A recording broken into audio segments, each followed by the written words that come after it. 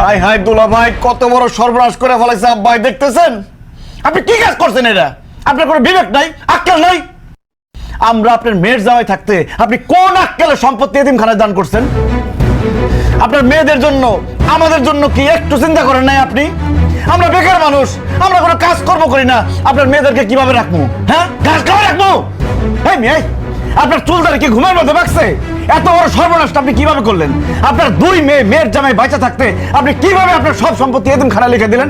আপনি একটা বেঈমান, আপনি একটা অমানুষ। আমি জীবনের কোনোদিন আপনার বাড়িতে আমন, আপনার চেহারা দেখব না। আপনি যদি মরেও যান না, মাটি দিতে আমি আসবো না।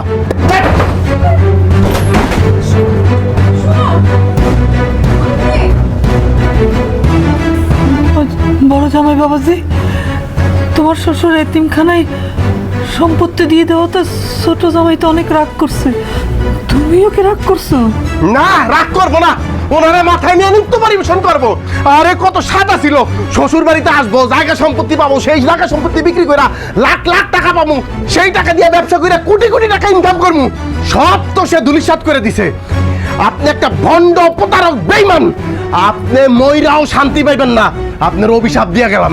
আর তুই যদি কোনোদিন এই বাড়িতে আমার কথা ভুলেও চিন্তা করস, থাপড়ে এত শব্দ ফালাই দিব, মনে করবি তোর বাপ নাই, তোর বাপ মারা গেছে।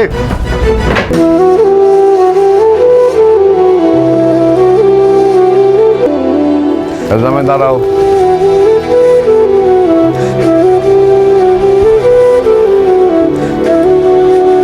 তোমরা তো আমার সম্পত্তির ভাগ নেওয়ার জন্য আসছিলা, তো সম্পত্তির ভাগ বুঝ জানা নিয়ে চলে যেতেছো কেন? সম্পত্তির ভাগ কই থেকে বুঝে নিমু? তার আগেই তো সম্পত্তি আপনি এতিমখানায় দান করে দিয়েছেন। না জামাই বাবা, আমি আমার সম্পত্তি কোনো সময় এতিমখানায় দান করিনি। আমার সম্পত্তি আমি বহু আগে সমান দুই ভাগে ভাগ কইরা আমার দুই মেয়ের নামে দলিল কইরা রাখছি। তোমাদেরকে আসতে বলছিলাম সে দলিল বুঝা নেওয়ার জন্য। পারভিন শারমিন, এই যে তোদের সম্পত্তির ভাগের অংশ।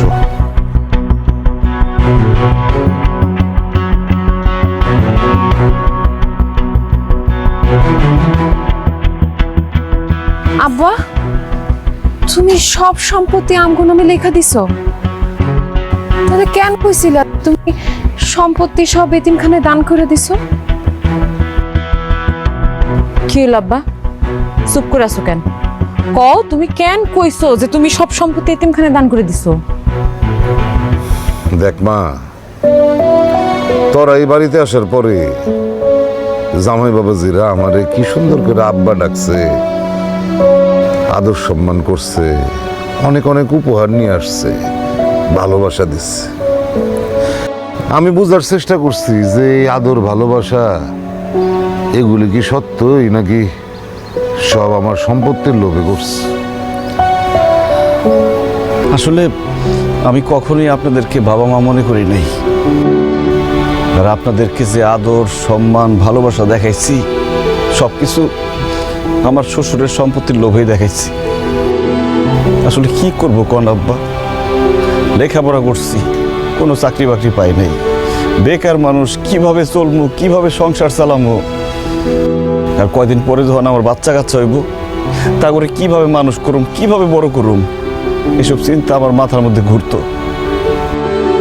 তাই ভাবছিলাম শ্বশুরের সম্পত্তির ভাগ পাইলে ওইটা বেইছে কিছু একটা তো করতে পারুম, বউ বাচ্চা নিয়ে সংসারটা তো চালাইতে পারুম। আব্বা আম্মা, এই জন্যই আমি সম্পত্তির লোভ করছি।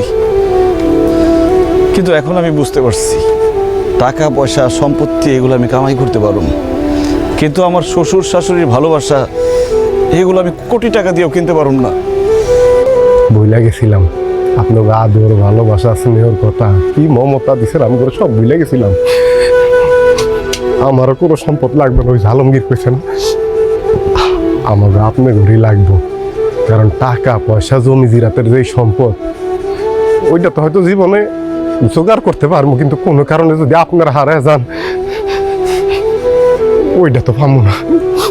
আপনারাই আমার সম্পদ, আর আপনাকে দোয়া যদি আমার লগে থাকে তাইলে আমাকে ভবিষ্যতে আমরা কোনো জায়গায় ঠেকবো না। আব্বা আব্বা